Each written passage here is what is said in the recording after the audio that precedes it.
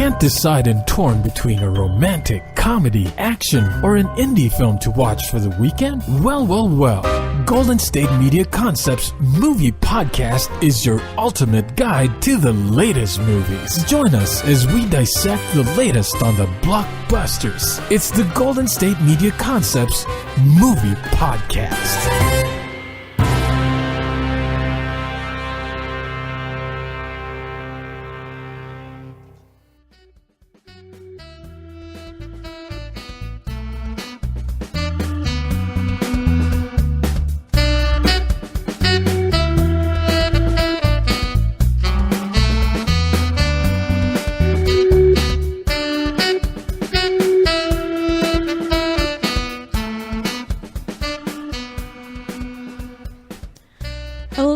Welcome to the GSMC Movie Podcast, brought to you by GSMC Podcast Network. I'm your host, Staci. And I'm your co-host, Sarah.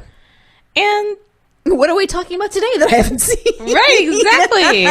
So today our two films are guys going around killing people, but theoretically for good reasons. Oh, anti-heroes? Maybe? Not quite. Action film? Just action film. Just action film, okay. I mean, because in all action films, there's some guy going around killing somebody, right? Often, yeah. I'm trying now to think of one in which there isn't, but that would take too long. So anyways, the two films for today are The Equalizer 2 and John Wick. Okay. Both of which are evidently now the start of series, because there is a Equalizer 1 and there is evidently going to be a John Wick 3 next year. So is this John Wick 2? This is John Wick 1. Oh. But just the fact that there's going to be a John Wick 3 completely throws me off. No, we're just skipping right over 2. We're going all over in these series here. But no. So Equalizer 2, I had not previously seen Equalizer, and so had to quickly watch that in the middle of the week. Okay. So that I would at least kind of hopefully understand what was going on in this one, because I thought they sort of related. Uh-huh. They kind not so of much? Don't really, no. And did not know until after watching the first Equalizer that this was actually at one point a TV show. But yes, okay, I think I know that. It was before my actual being in this world. It was sometime in the 80s, and from what I've heard, it doesn't follow the TV show too much, other than that there was a guy with a special set of skills who goes around helping people, I think. Okay, 1985. I'm now looking at the I'm trying to think if I ever watched it. I had never even heard of it. I thought this was just something someone came up with, and Denzel Washington was like, you know what? I need to be in an action film. Let me do that. Although, in looking this up, have discovered that Denzel Washington has actually been in a number of action films. Well, yes, he has been. It's not what I think of for him, but also because I've seen Remember the Titans 6,000 times, so that's always my first thought with Denzel Washington. Right. Two different people. Yeah, 88 episodes. It was on from 1985 to 1989. All 4 before years. my time. Yeah, but I'm just trying to think. I would have been in 5th through 9th grade. Did I ever watch it? Now, again, grew up in Montana, only had 3 stations, one of which rarely came in. So it could have been. Right, so chances were probably not. But so anyways, for this one, The Equalizer 2, Denzel Washington returns as McCall, who is something military government person sanctioned to kill, who seems a bit OCD, though it's never quite explained why that's the case, what that has to do with anything. You just see him sort of putting things very particularly straight or, stacked together or whatever. Mm-hmm. And he has a watch that he uses often to time himself, because he supposedly knows, hey, by looking around everything in this room, I should be able to kill everyone in this room in 26 seconds or whatever. And that continues also. But in this one, whereas in the first one, he was trying to save Chloe Grace Moretz's character, who was made to be a prostitute, even though she disappeared for 3/5 of that movie. In this one, there's a few different storylines going on, and it's confusing at first. So he has just sort of taken it after the first one to continue this let me help, random people who are not being treated nicely because I can and or something. So because he's Denzel Washington, he helps people. I don't know. Well, because he's Robert McCall in this who helps people. So we start with him on a train, either in Turkey or on its way to Turkey, where he's trying to rescue a kidnapped little girl and return her to his mother. And he does a lot of this anonymously. Mm-hmm. So, like, the mother has no clue how her daughter got back. The girl does, but they're keeping a secret. You see them go shh to each other at one point. Oh, dear. And it's just, him being a good Samaritan. Yes, but you should never say to a child, don't tell your mom we're keeping this secret. That's not good. Well, he doesn't even say it. He just, puts his finger to his lips when he sees her later, and the girl's like, yeah, I'll keep my secret. But that's his sort of, Robin Hooding that involves killing the bad people as he goes along. But then his friend Susan, who is played by, I believe, Melissa Leo, who still kind of works for the government, but kind of doesn't. There's a moment in the trailer that's also in the film where, he says to her, oh, I thought you were retired. And she's like, yeah, I am, in the same way you're dead. In that, we're not really. We are, but we aren't. She is working on a case where an operative who was, I guess, undercover was killed in Brussels. And so she has to go over there to figure out why that's the case. We get the thing with the operative, but we don't know who he is at first. So at one point it's like, okay, we've got McCall in Boston and he's just seen Susan, and Susan's husband has just written a book. Okay, that's a whole nother storyline with them, working with the government. And then random people in Brussels killing other random people in Brussels. And why do I care? What the heck is going on? It takes a while for the different storylines to come together. And we keep jumping back from one to the other. So I'm like, is the guy, like, McCall is working as a Lyft driver? Mm-hmm. Because I'm going to assume product placement. I have no idea why. And there's one of his people who he regularly drives, who is a Holocaust survivor and is constantly going to court to try and battle over this portrait that was like sold for $12 million. Mm-hmm. That was of his sister, but he can't prove that it's his, so he can't get it. And he's very upset because it's like losing his sister all over again because they were separated in the camps and never saw each other. And I'm like, so is he going to tie in to the people in Brussels, or what am I supposed to focus on, and what's just supposed to be like background here? I don't quite know. Do you ever figure it out? You do at the end, and you do get a sort of resolution to most of the stories, but it takes a while to get there because then there's also this other side thing where one of the people in his building or whatever he lives with, this guy named Miles, is a young man, but he's an artist, but he's also kind of involved in gang life. Oh, sure. And so McCall is, concerned about him, and then he ties in later, and it's just like, by the end of it, I did know who almost everybody was and what their part in the main storyline meant. That's good, because I'm still confused. It can be very confusing from the way it sounds. When you see it, you eventually get with, oh, so that operative had to do with Susan, who has to do with McCall, because, I got it, but it takes a moment to get there. But in the meantime, you get a number of scenes of him, I think, killing people. There's definitely some killing, and there is a good number of arm breaking for some odd reason. Okay, but in this film, you said you think killing people. You're not sure he was killing people. No, so there's some I know he definitely killed because shots to the head, and there are others where I'm like, okay, are they unconscious or are they dead? Okay, I don't have these skills, so I can't tell right away. And they were like moving a little after, but then they stopped, so I don't. Are they dead? Are they?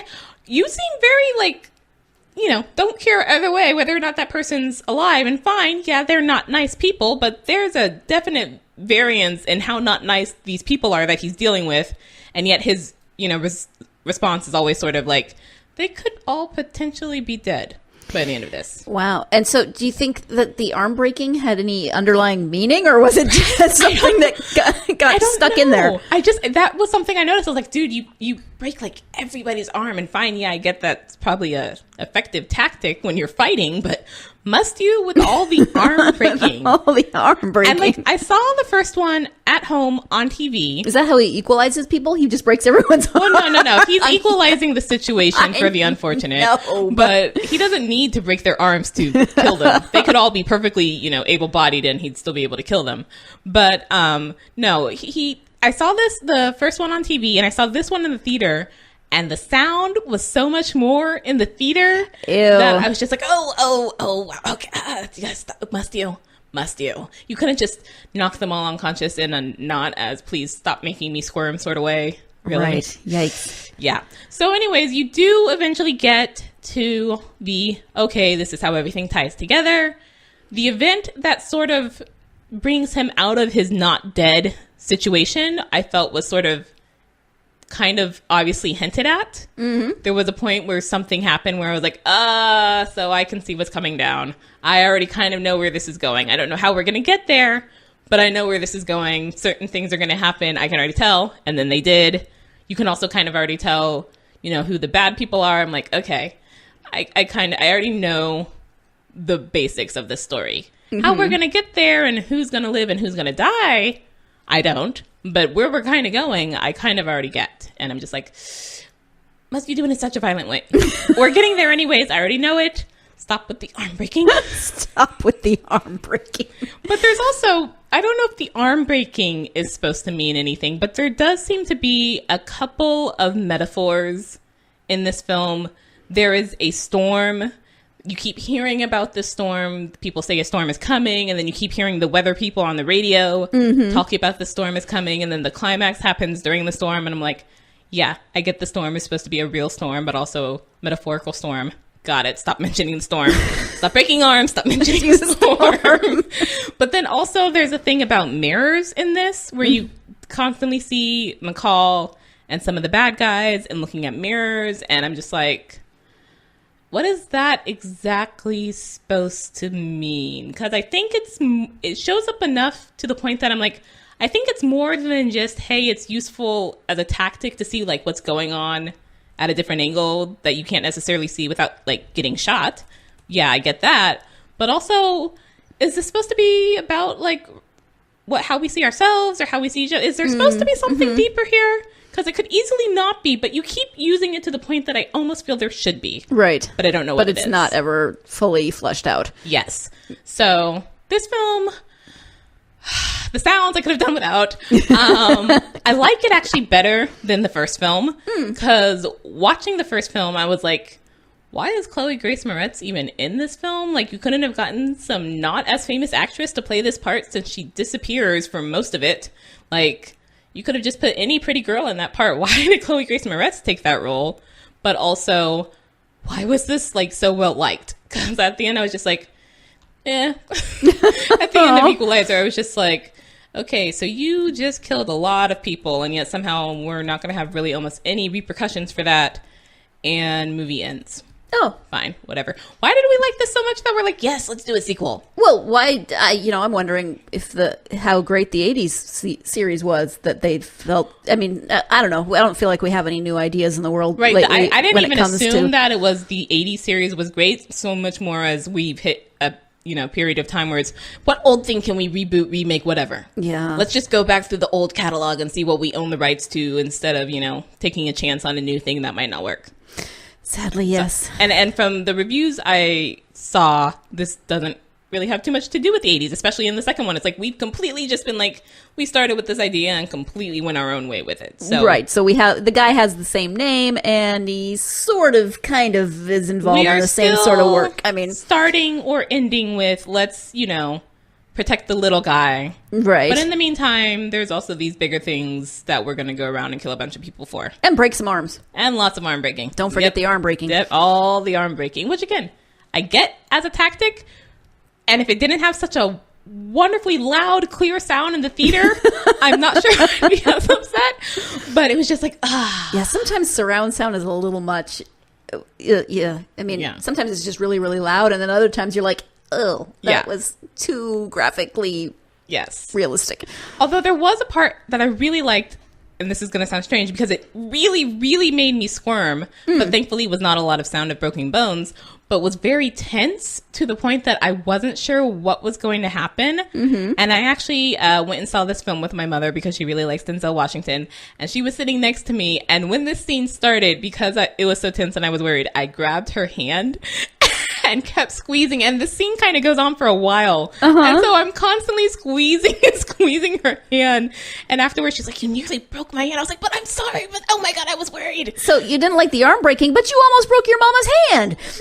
See, arm breaking must be a thing. It's just There's it's like something about this film. It's like not a trend, but a theme. Right? Or something running through, or now I'm thinking of like subliminal. The Ring and things coming out of the movie and into real life. It's arm breaking out of the movie.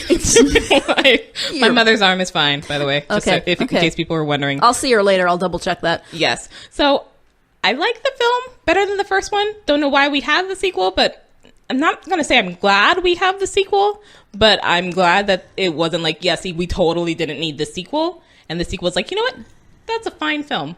A lot of, if you are at all squeamish about people being arm broken or killed, don't go see this film because there is a lot of that. You said series. Do you think did they leave room for a third one? They did, okay. Kind of. And that involves the character Miles.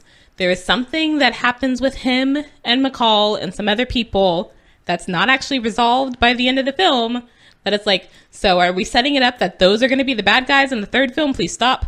But it totally feels like we could do that. And I would not be surprised if there was an Equalizer 3 coming in the next few years. Okie dokie. Depending on how they do that, I might be interested, especially if it actually does go with that Miles storyline. Mm-hmm. If it's like we just want money and we're going to go in a separate way, I'm like, I don't care. But if you do actually do something with that Miles storyline, I'm almost interested enough to see it. Almost. Okay. That's my recommendation. Almost recommendation. Yes. Okay. So we're going to take a short break. Stay tuned.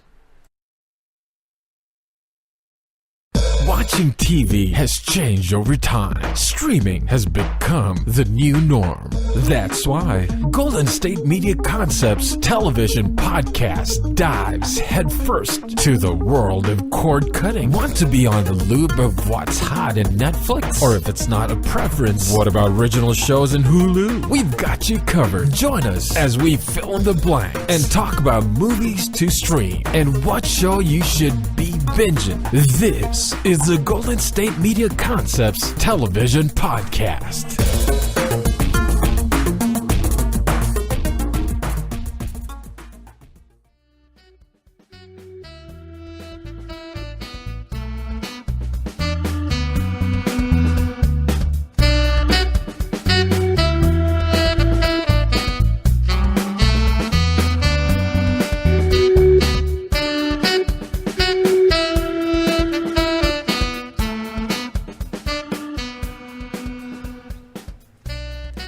Welcome back to GSMC Movie Podcast, where this episode, sadly, is just a lot of let's kill and or maim people. Are there any arms broken in our next film? I'm sure there probably are, but it wasn't to the point that I noticed and or started to keep count. Okay.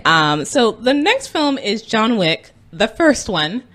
There is a second one that's already out and a third one that is coming out, but I have not seen either of those. I didn't particularly want to see John Wick when it came out, just because I was like,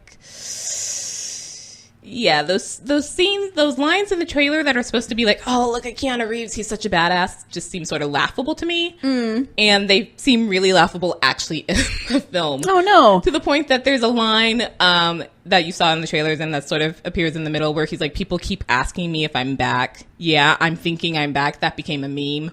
For different things. I love one where someone took it and put it to people keep asking me what sound a duck makes. I'm thinking it's quack. I was just like, yeah, it's that. There's the lines that are supposed to be cool, just like were cringy for me, and I was just like, right. Move on. Almost get to more arm breaking just to get past this.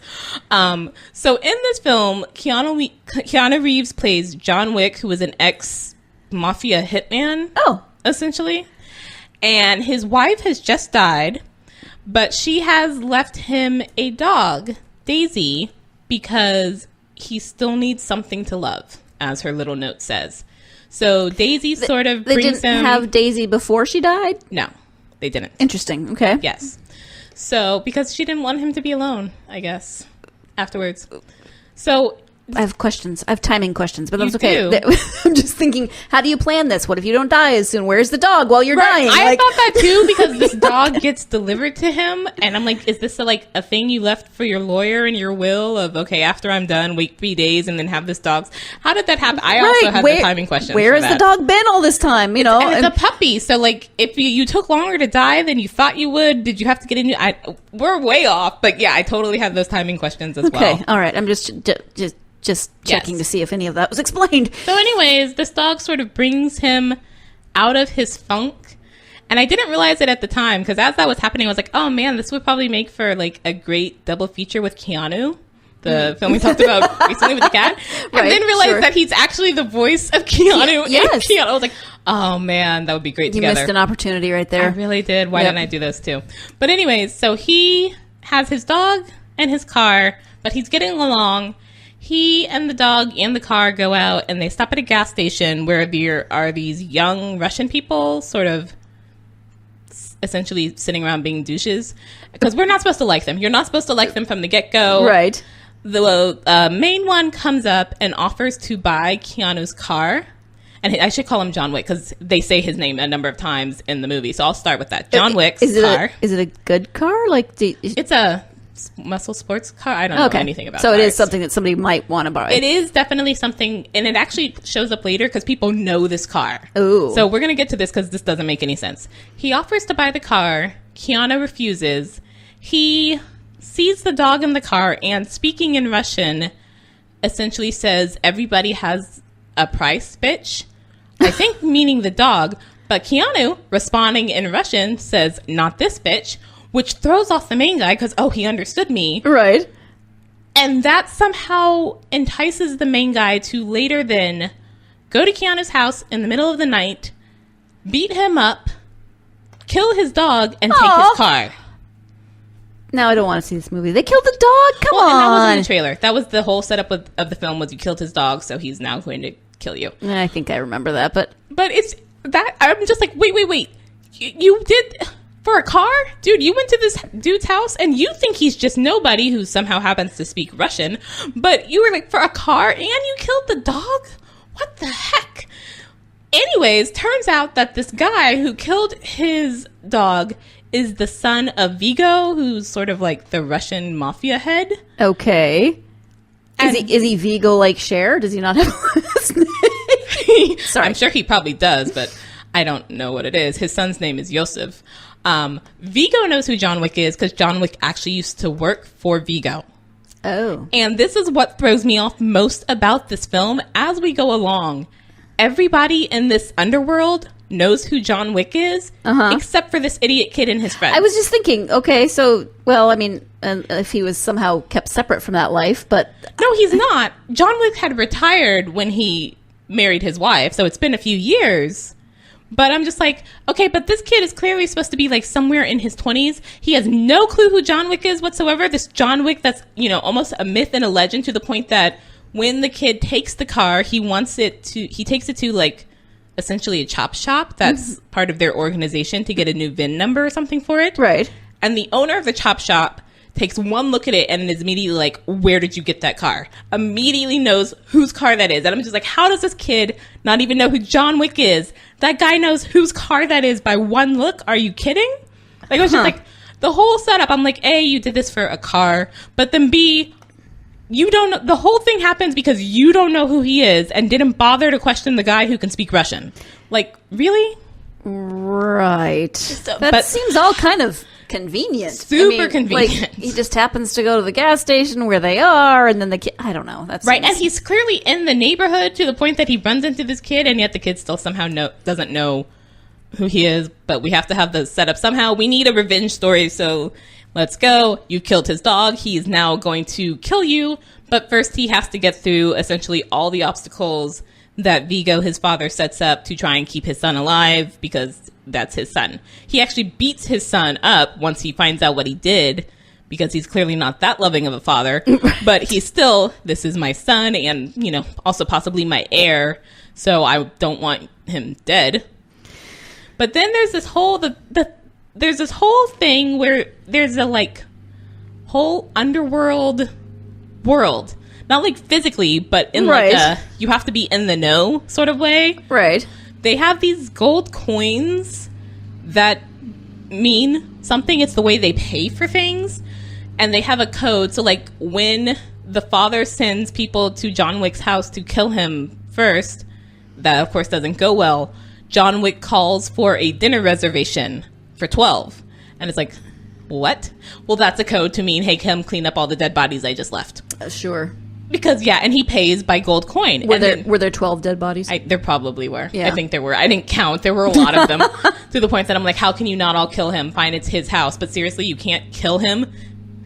He hasn't done this for years. And whatever. Moving on. So anyways, there is an actual, like, hitman hotel. Oh. Because, of course, there is. You gotta stay somewhere? Right. Well, something. And there's a whole thing about, you're not allowed to do your business in the hotel. So no killing in the hotel. And we all supposedly observe that rule.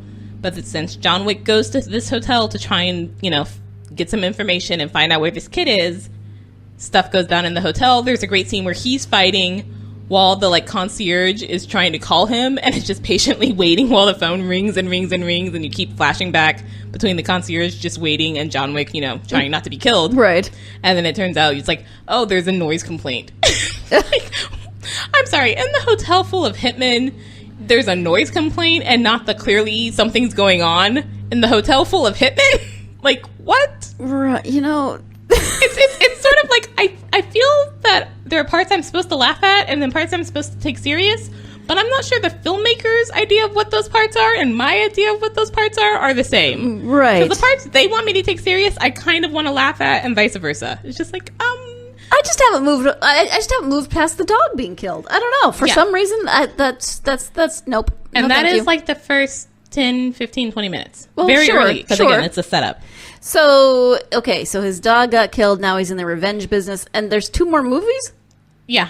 Well, okay, so spoiler alert, just because there is another movie. At the end, he takes a different dog from a vet place because he went in there when he was injured and, bandaged himself up using medical supplies, and then, oh, hey, it's a dog, let me take... I'd have no idea if that's what John Wick 2 is about, because if it's every movie is killing the dog, yeah, I'm upset. But I have no idea what John Wick 2 is about. For this one, there was a number of things where I'm just like, this doesn't make any sense. At one point, when he's sort of in a, caught situation, they try and, like, suffocate him, and I'm just like, this is freaking John Wick, like, to the point that he had a nickname of Baba Yaga, which is the sort of Russian equivalent of the boogeyman. And when Vigo explains this to his son, he said, no, he's not the boogeyman. He's the person you send to kill the boogeyman. And I'm like, again, everybody, but somehow the son doesn't know this man, and yet your first thought is, let me suffocate him? You have guns. Just shoot. Like, I'm not wishing the hero ill, but this is just stupid. Like, you have a gun, just shoot him in the head. Why are you trying to suffocate him? Except the script tells you to, because he has to survive this so we can go on and kill some more people. Like, what? Right. And it doesn't help Vigo's sort of right-hand man in his organization, and I'm not quite sure how he even got this role, because he doesn't speak Russian. That's one of his main lines is, Vigo keeps speaking Russian, and he's like, Vigo, English, please. It's played by the actor who played Mayhem in those insurance commercials. Oh, do you remember? Yes, and I know his name, but I can't think of what it is off the top of my head. Yeah, it threw me off when I first saw him, and I had a hard time taking him seriously the whole film because I was just I knew him from a TV series before he became Mayhem. So, see, I only know him from Mayhem, and I'm now like the whole film. Anytime he showed up, I'm like picturing him, like crashing cars or falling through roofs, or I'm just like, am I supposed to take you seriously? This is not helping. You're Mayhem. Like I get you're an actual working actor, and so I want you to get roles, but I am having a hard time thinking of you as anything but Mayhem. So again, is this supposed to be one of those moments where I'm serious or when I'm laughing? Filmmaker, help me out here. I don't. It's Mayhem. Like, seriously, you picked Mayhem for this role? Yeah, I mean, it's like if Flo from the Progressive commercials showed up. Right, exactly. I'm just like, that is so associated with that thing. I can't with this. And just, what am I supposed to do here? I don't know. The action scenes are for me. And I don't want to be one of those people who's like, oh, they're old, but it felt a bit like Keanu Reeves, had gotten a little older and so couldn't move as much as he could back in like the Speed days or whatever. And so the action scenes felt a bit limited for that. But I tried to give him the benefit of the doubt, and it's like, John Wick is rusty. He got out of this life. He hasn't done this for a few years. Nice. So, he's not immediately like untouchable. He does get, injured doing these fight scenes because he's rusty. That is my excuse, and I'm sticking with it because otherwise I rate this movie even lower than I would. So he's rusty. And also he's emotionally upset about both his wife and his dog. And his dog, yeah. You know, I've read so many amazing, apparently Keanu Reeves in real life is just this sort of amazing individual. But I don't know. I as an actor, not my favorite. I mean, even though I loved Bill and Ted as a high school student, because it was just so stupid. Those. But that's not really acting. That's just being silly. I know him most from Speed and the Matrix films. Well, he was in Shakespeare, Much Ado About Nothing, and that's right. Oh my gosh, he was so bad. And he really was. I wanted him to do better, but yeah. Oh man, I forgot about that. Yeah. Let's not remember. Much Ado is a great film, but he's not great in it. Right. But yeah, so I don't know why this has 2 sequels. Again, I don't know why people liked it so much, because all the lines that you were supposed to be like, oh man, he's so cool, I was just like, oh, that was cringy. Oh, please stop. Oh, wow. Yeah. And I didn't think the action scenes were that great. And again, I had the hardest time believing it through the whole film, because why didn't the son know John Wick? I just kept the whole film. Anytime you kept coming up with someone who knew him previously, and I was just like, oh, hey, John, nice. I'm like, seriously, every time you bring up someone who knows who he is, it just more and more makes it unbelievable that the son doesn't. Like, you just keep digging yourself this hole, filmmaker person. You're not helping. I don't know who directed this film. I'm sorry. But it was just like, yeah, I'm having a hard time believing it. And the parts that are supposed to be cool for me are not cool. Why are there 2 sequels to this film? Like, you may have to watch the next one just to see why. I may. But, that doesn't mean you have to watch the whole thing. Right. Just to see, like, is this about killing a dog again or not? Oh. I could just look this up on the internet, I'm sure. You could. Because that's what the internet is for. Since it's already out. I mean, yeah. And the second one, the third one, whichever one. The next one is not till next year. So I have some time to decide whether or not this is worth it to continue with this. Give yourself some time, maybe, Right. Give yourself some space and then make your decision. To forget about the cringiness and then come back and hope the next one's not as cringy. Yeah.